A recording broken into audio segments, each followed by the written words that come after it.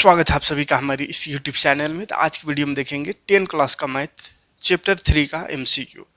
Revision चल रहा है, एक बार कंप्लीट हो गया है। तो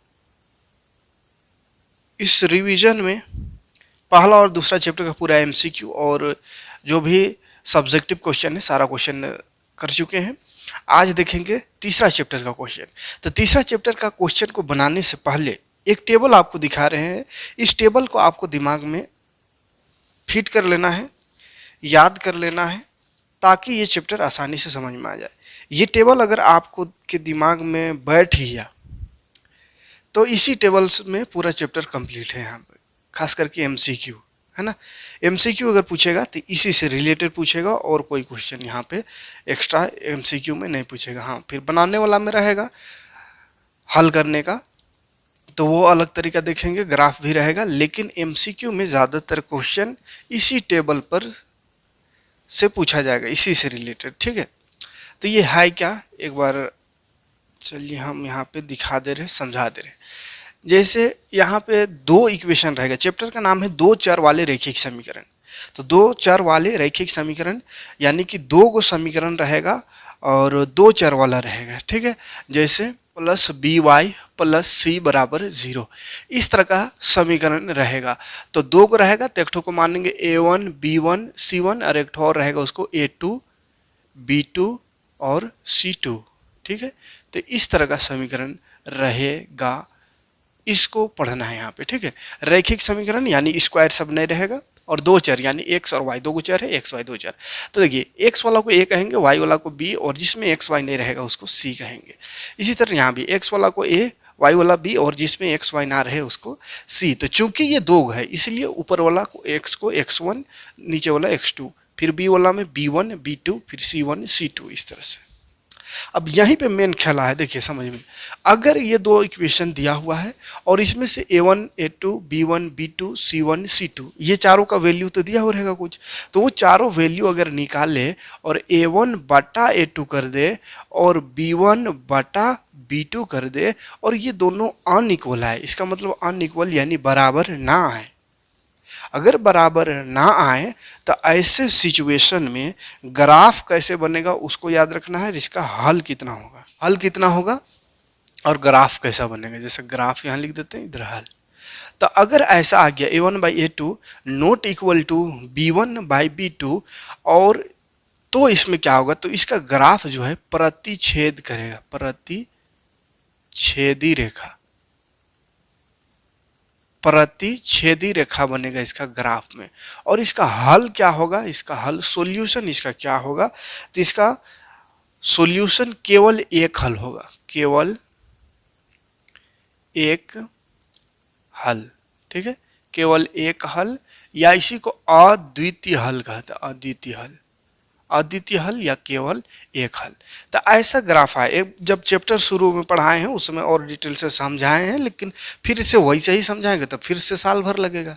तो हमको साल भर नहीं लगाना है, 2 महीना में एग्जाम की तैयारी करना है, तो उस हिसाब से पढ़ाएंगे। ठीक है, तो A1 by A2 B1 by B2 देखना है। अगर नॉट इक्वल यानी बराबर ना आया, इसका मतलब इसका ग्राफ जो है वो प्रतिच्छेदी रहेगा और इसका हल जो है एक हल रहेगा। तो ऑप्शनल क्वेश्चन MCQ में कहेगा कि अगर कोई समीकरण है वो प्रतिच्छेद, उसका ग्राफ प्रतिच्छेद करता है तो उसका कितना हल होगा, तो उसको लिखना है केवल एक हल होगा या अद्वितीय हल होगा।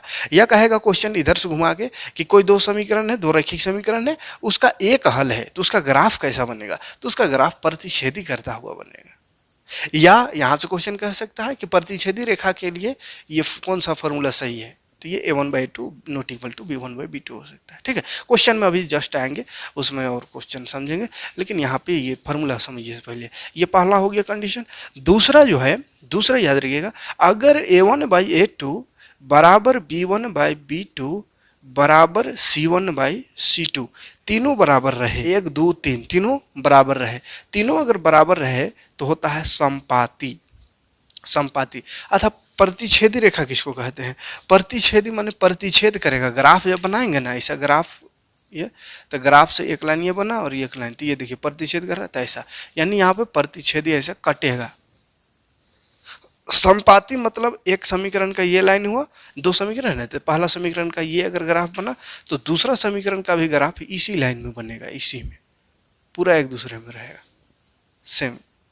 तो इसको संपाती कहते हैं। और संपाती जितना बार एक दूसरे को काटता है, ग्राफ जो है जितना बार एक दूसरे को काटता है उतना ही हल होता है। तो यहाँ एक बार कटा इसलिए इसका एक हल, लेकिन इसमें देखिए पूरा पूरी तो एक दूसरे के ऊपर में ऐसा है, एक दूसरे के ऊपर में है, तो कटा कहाँ पे, तो हर जगह कट रहा है। तो इसका अपरिमित रूप से अनेक हल होगा इसका, ठीक है, अनेक हल। कितना हल उसको कोई गिन भी नहीं सकता है, तो अनेक हल होगा। क्वेश्चन कहेगा अनेक हल है तो उसका ग्राफ कैसा बनेगा, तो संपाती, संपाती है तो उसका हल कितना होगा, तो अनेक हल। फॉर्मूला क्या होगा, तो तीनों इक्वल होगा। क्लियर है। और एक को याद रखिएगा, किस्सा खत्म हो जाएगा। तीसरा है a1/a2 बराबर आ गया b1/b2 का, लेकिन नहीं बराबर आया c1/c2 का। दो को बराबर आया लेकिन तीसरा बराबर नहीं है, तो ऐसा वाला में समांतर लाइन बन जाता है, समांतर रेखा बन जाता है। समांतर रेखा मतलब एक समीकरण, एक ग्राफ ऐसा बना और दूसरा समीकरण का भी ग्राफ ऐसा, माने एक दूसरे के समांतर, यानी कहीं भी आपस में नहीं कटेगा। और कहीं नहीं कटेगा इसका मतलब कोई हल नहीं, जितना बार कटा उतना हल, एक बार कटा एक हल, यहाँ पे बहुत बार कटा अनेक हल, यहाँ कहीं नहीं कट रहा है तो कोई हल नहीं, इसका लिखेंगे कोई हल नहीं। इतना सा बात समझ में आया होगा। तो एक चीज और याद रखना है, एक संगत और असंगत भी होता है समीकरण। तो संगत किसको कहते हैं और असंगत किसको कहते हैं, तो ये दोनों जिसका हल है, ये दोनों का हल है, तो जिसका हल है उसको संगत कहते हैं, जिसका हल है उसको संगत, और ये वाला जिसका हल ना हो उसको असंगत कहते हैं। इतना सा बात को याद रखिए, ध्यान से समझिए, बाकी सब क्वेश्चन आराम से हो जाएगा। अभी क्वेश्चन दिखाएंगे, अपने आप आंसर बताते चलिएगा, ठीक है। बराबर अगर ना हो a1/a2 b1/b2 का, तो प्रतिच्छेद, ग्राफ कैसा, प्रतिच्छेद, प्रतिच्छेद माने एक बार कटेगा तो इसका हल एक।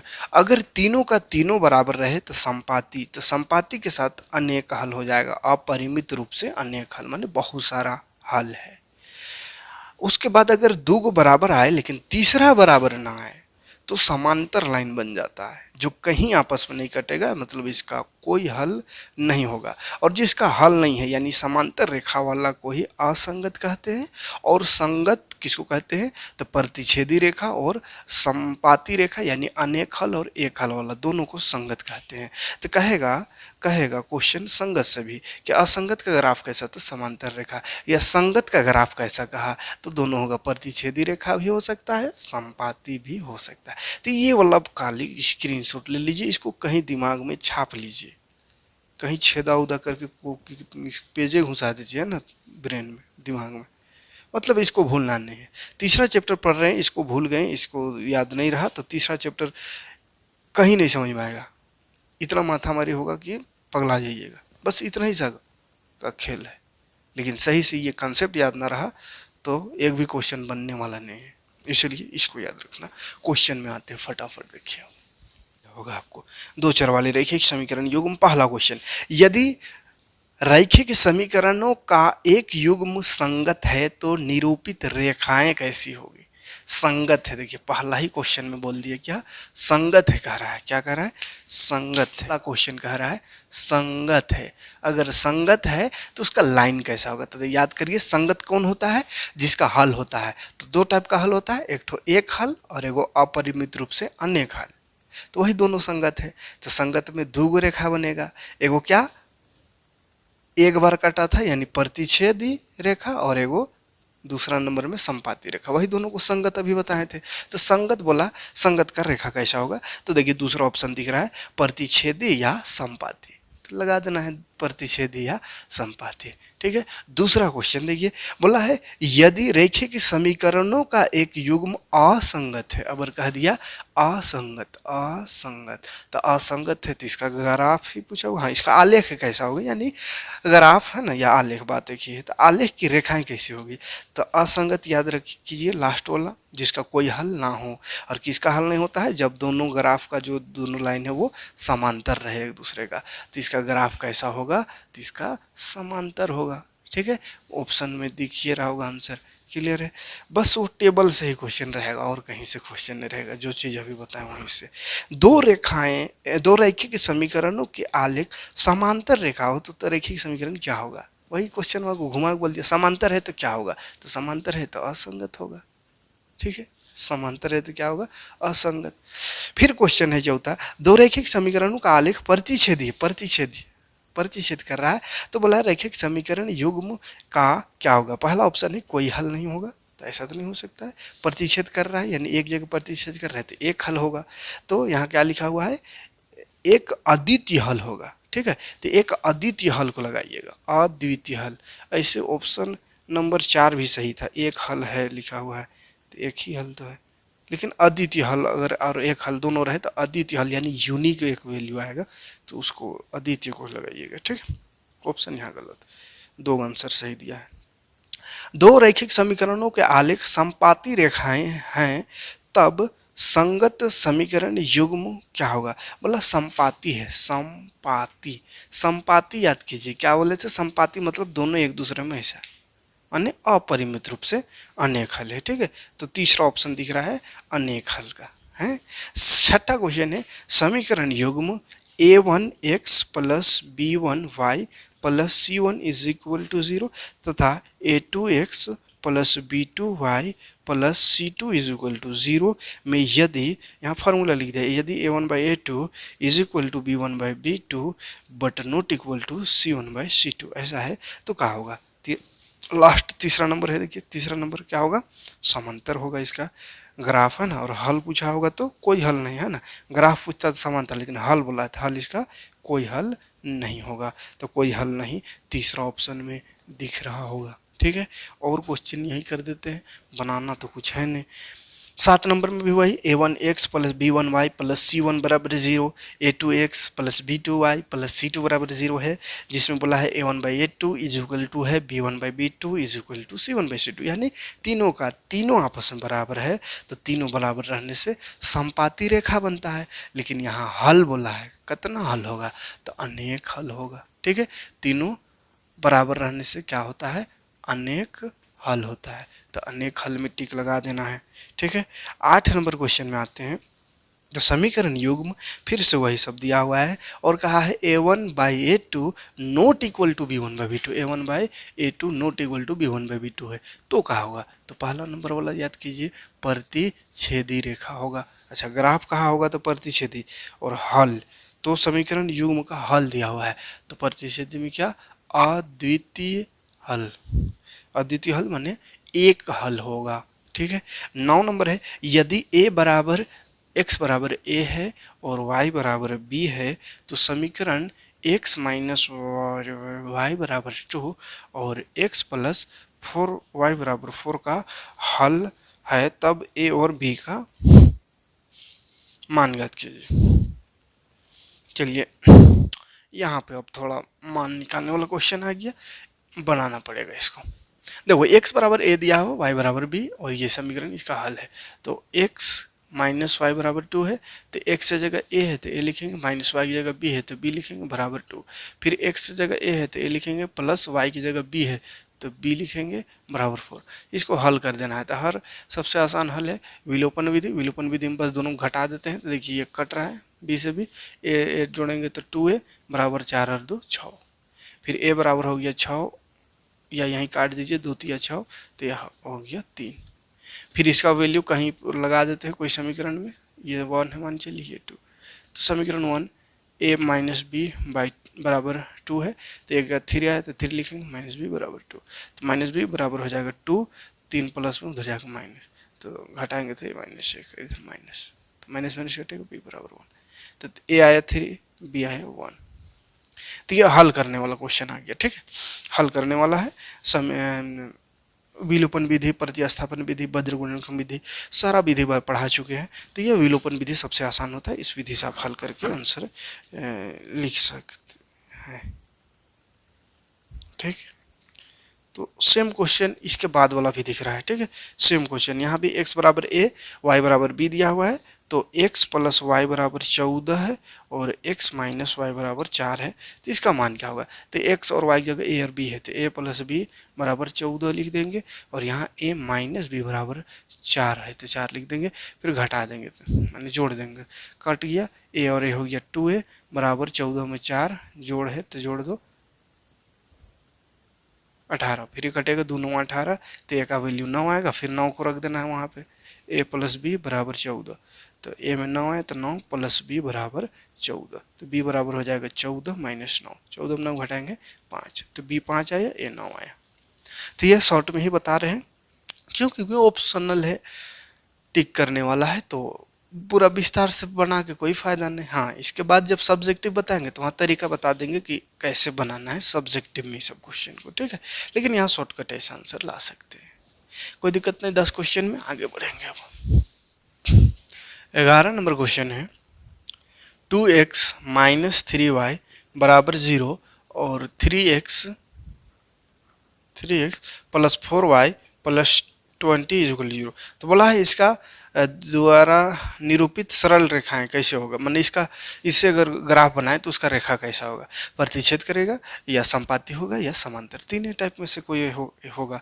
तो उसको जानने के लिए क्या करना होगा, a1/2 b1/b2 c1/c2 निकालना होगा। तो पहले a1/2 निकाल देते थे। a1/2 देखिए, a1/2 क्या होगा, a1 है 2, a2 है 3, तो 2/3 हो गया।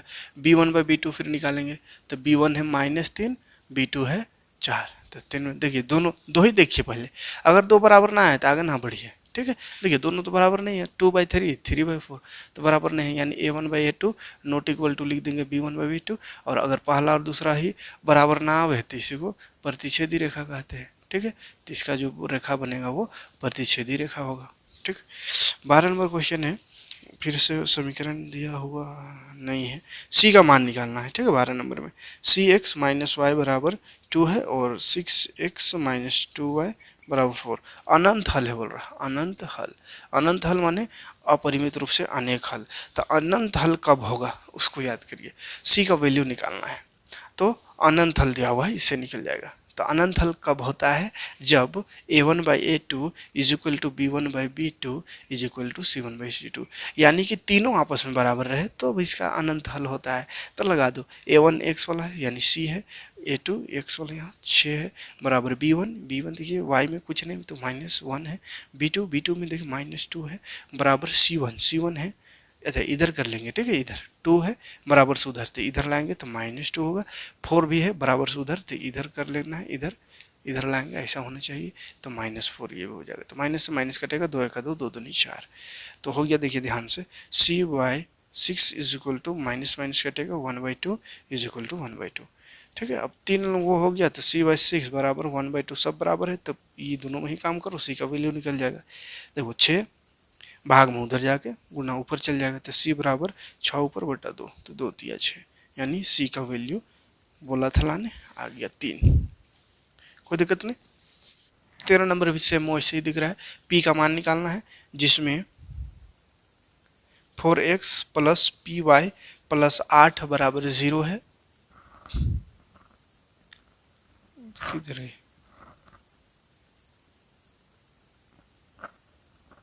2x प्लस 2y प्लस 2 बराबर 0, ये क्वेश्चन है। p का मान निकालना, p का मान कैसे निकालना, तो कुछ बोलेगा तब ना। अनंत हल बोला इसमें भी क्या बोला है, अनंत हल। तो अनंत कब होता है, जब तीनों बराबर a1/a2 बराबर b1/b2 बराबर c1/c2 कर दो। तो a1 देखो 4 है बटा a2 2 बराबर b1 देखो p है, b2 2 है बराबर c1 है 8 बटा 2, तो 2 चौका 8 कटेगा, तो ये 2 का 2 2 4 कटेगा, 10 4, हाँ। तो ये p गड़बड़ हो रहा है, अद्वितीय हल है ना, अद्वितीय हल है, ठीक है, तब बराबर नहीं आ रहा। अद्वितीय हल निकलना, अनंत लिख दिया। 13 नंबर, हाँ अद्वितीय हल है। अद्वितीय हल मतलब क्या होता है, एक हल। एक हल कब होता है, जब ये वाला नॉट इक्वल टू आए, उधर इक्वल टू भी आ सकता है, नहीं भी आ सकता है। माना अद्वितीय हल के लिए दो ही में काम करना है, ठीक है, अद्वितीय हल। तो ये नॉट इक्वल है, अब देखो क्या हो गया, 2 नॉट इक्वल टू p/2, तो 2 भाग में इधर आके गुणा होगा, तो 2 2 4 नॉट इक्वल टू p, तो आंसर हो जाएगा p नॉट इक्वल टू 4, ठीक है। 14 नंबर क्वेश्चन है 2x प्लस वाई माइनस 6 बराबर 0, फिर है 2x माइनस ky माइनस 2 बराबर 0 बोला है। इसका k का मान निकाल, ये भी अद्वितीय हल बोला है, अद्वितीय हल, ठीक है। क्या है, अद्वितीय हल है, तो k का मान याद करो, k कहाँ, ये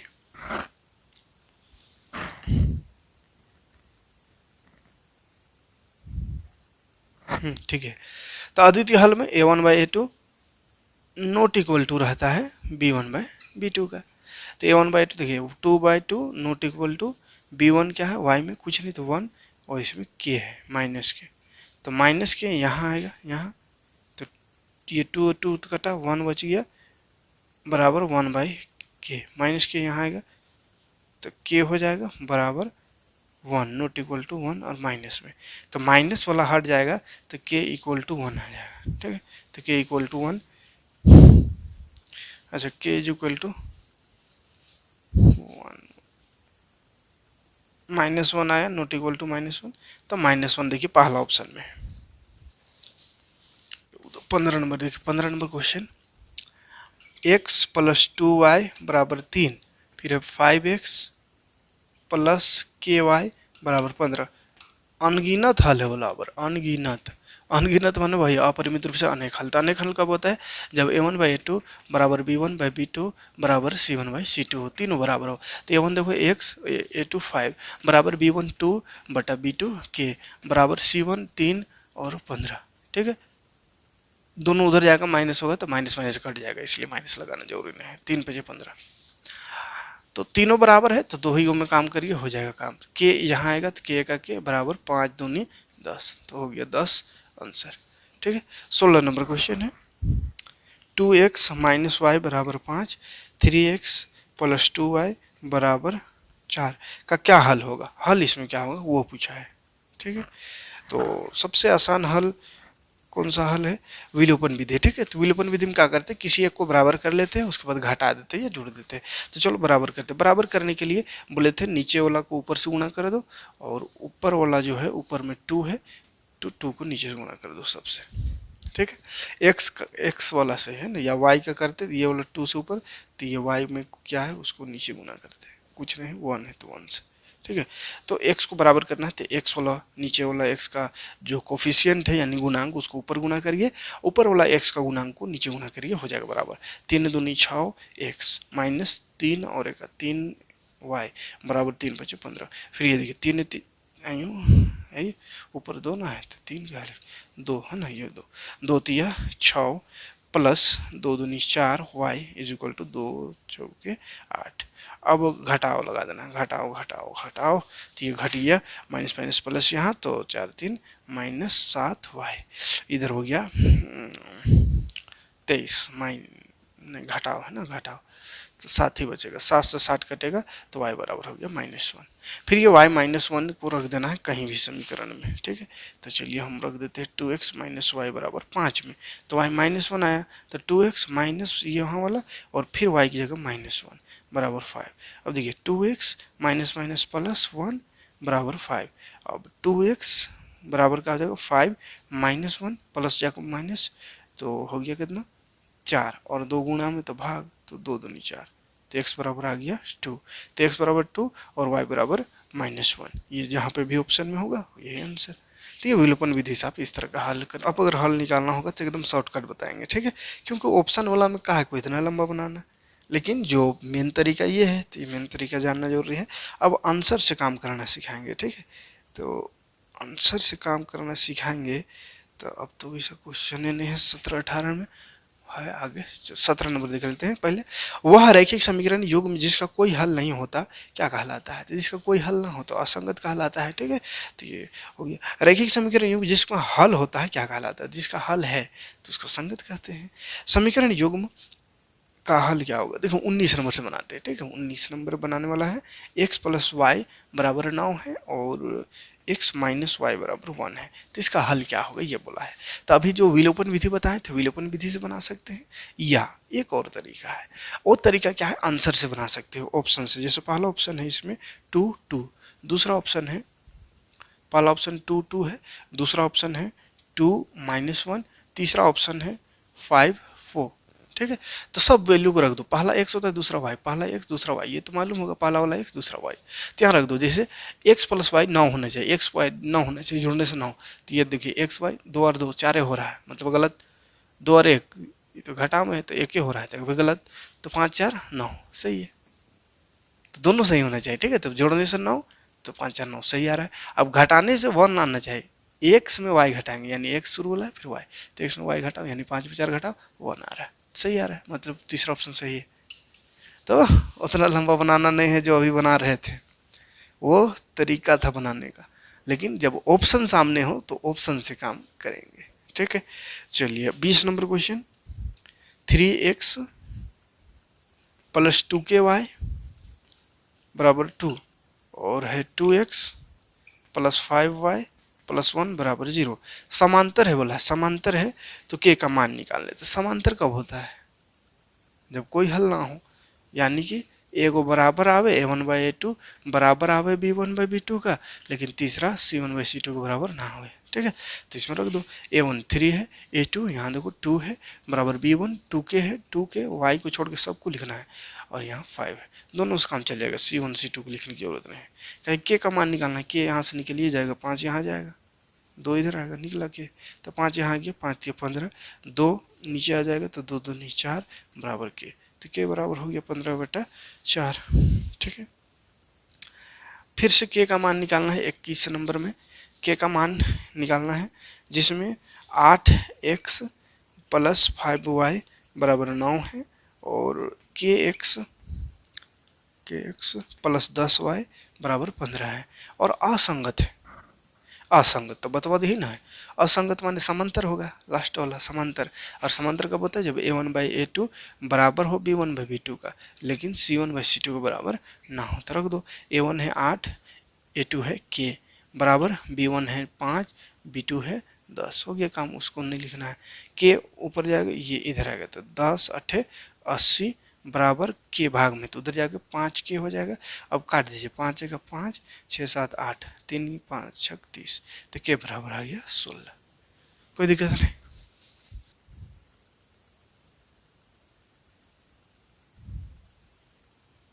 बाईस नंबर क्वेश्चन देखते फटाफट। 22 नंबर है 5x प्लस 3y बराबर 4, और एक है 3x माइनस 2y बराबर 10 का हल क्या होगा?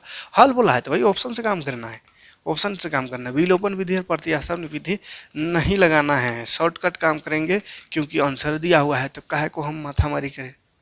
यहाँ तो आंसर हमको बनाने से मतलब नहीं, आंसर से मतलब है, बनाने वाला हम बना के दिखाएंगे, ठीक है, जैसे इससे पहले बना के भी दिखाएंगे कुछ कुछ।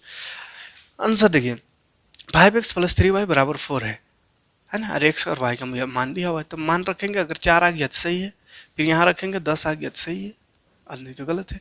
तो चलो इसमें पहले रख देते हैं 5x प्लस 3y बराबर 4 में रखते हैं इसको, पहला नंबर को, तो x 1 है तो 5 और 1 5 हो जाएगा, ठीक है, इसको रख रहे हैं, और y -1 है तो देखो यहाँ -1 रखेंगे तो प्लस माइनस माइनस 3 है का 3 हो जाएगा बराबर 4, 5 पे 3 घटाएंगे 2 बचेगा, इधर 4 है बराबर, नहीं बराबर, तो ये गलत हो गया। यहाँ आते हैं, इसको रखते हैं, इसी में पहले रखते हैं 5x प्लस 3y बराबर 4, देखो x में 2 है, 2 तो 2 रख दो, 5 दूनी 10 प्लस नहीं माइनस होगा, प्लस माइनस माइनस y में -2 रखेंगे ना, -2 तो -2 और 3 2 तिया 6, देखो 4 आ रहा है, 6 में 4 घटाएंगे 4, सही है। लेकिन यहाँ ये सही हुआ है, ये वाला, इसमें भी अगर इसको रख के देखेंगे वो भी सही हो जाएगा, तो काम हो गया। तो चलो इसमें रखते हैं 3x माइनस 2y बराबर 10, तो 3x x में 2 है तो 3 दूनी 6 माइनस 2 y में 2 है -2, तो माइनस माइनस प्लस 2 2 या 4 बराबर 10, देखो 10 में 6 में 4 जोड़ो 10 हो गया, दोनों सही है, मतलब ये ऑप्शन सही है। तो ऐसा ऑप्शन से काम करिएगा, रफ थोड़ा सा करिए, हो जाएगा, विलोपन विधि और प्रतिस्थापन विधि से बच सकते हैं इस समय, ठीक है। 23 नंबर क्वेश्चन कह रहा है, कहाँ गया, रैखिक समीकरण युग्म 5x प्लस 2y बराबर 16 और 7x माइनस 4y बराबर 2 का हल क्या होगा? तो वही सब क्वेश्चन है, एक एक क्वेश्चन में कितना बनाते रहे, तो हल निकाल लीजिएगा इसका भी। 24 का हल 2x प्लस 3y बराबर 5, फिर 4x प्लस 6y बराबर 15, इसका हल क्या है? तो वही क्वेश्चन है। 25 नंबर में भी 2 समीकरण दिया हुआ है, इसके कितने हल होंगे बोला है, कितने हल होंगे। अच्छा 24 नंबर में भी कितने हल होंगे पूछा है, इसमें कितने हल, तो कितने हल करने के लिए क्या करेंगे, a1/a2 b1/b2 और c1/c2 निकालेंगे, सब बराबर आया तो अनेक हल, एगो बराबर आया फिर बाकी नहीं आया तो समांतर, माने कोई हल नहीं, और अगर शुरू बराबर ना आया तो एक हल, ठीक है। तो 2/4 हो गया, और 3/6 हो गया, ये 3×6, ये 5 और 15, 5/15। काट कूट के देखते हैं, 2 × 2, 2 दूनी 4, 1/2 आया, 3 × 3, 3 दूनी 6, 1/2 आया, इन्हें 2 को बराबर, 5 × 5, 5 दिए 15, तीसरा बराबर नहीं है। देखो 2 को बराबर तीसरा बराबर ना हो तो समांतर हो गया। अच्छा, इसमें हल बोला, कितना हल, तो समांतर में कोई हल नहीं होता है, कोई हल नहीं, तो ये पूछा है। ठीक है, 25 नंबर भी कोई हल नहीं, ये मतलब क्या होगा वो पूछा है, कितना हल होगा, तो वही चीज़ करना है। a1/2, b1/2, c1/c2 निकाल के देखिए। अगर सब बराबर आया तो अनेक हल, एगो बराबर आया एगो नहीं आया तो कोई हल नहीं, और अगर बराबर नहीं आया, कोई बराबर नहीं आया तो अद्वितीय हल। ठीक है, तो ये सब क्वेश्चन हो जाएगा, बस कोई दिक्कत नहीं। 27 नंबर भी, 26 नंबर में बोला कितने हल है, 27 नंबर में भी 2 समीकरण दिया हुआ, इसमें बोला इसका हल कौन है, तो हल कौन है मतलब ऐसा बनाना है, समीकरण को देखना है रख करके, जिसका आंसर है वही हल है।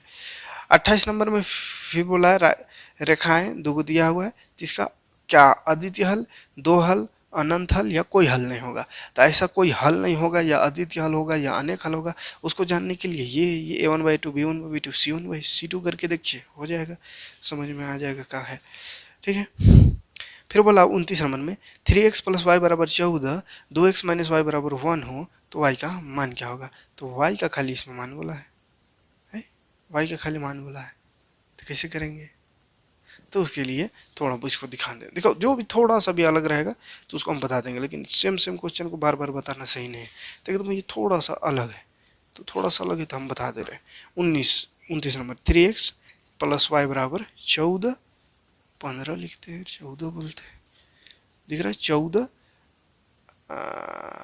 और है 2x - y = 1। तो चलिए विलोपन विधि लगा देते हैं, x में बराबर या y में बराबर होगा तो डायरेक्ट घटा या जोड़ देना है, जैसे जिससे कि वो कट जाए। तो देखो y बराबर है, डायरेक्ट कट रहा है तो जोड़ दो, खाली कुछ नहीं गुना उना करना है, कट गया, ये जोड़ दो, 3 × 2 = 5x = 14 और 1 15, यही काट देते हैं, 5 × 15, तो x आ गया 3।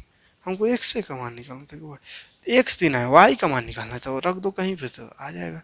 3x + y = 14 है, यहीं x का मान रख दो तो x 3 × 9 हो जाएगा, + y = 14। अब y बराबर क्या हो गया, 14 - 9, तो 14 में 9 घटाएंगे तो 5, तो y बराबर हो गया 5 आंसर।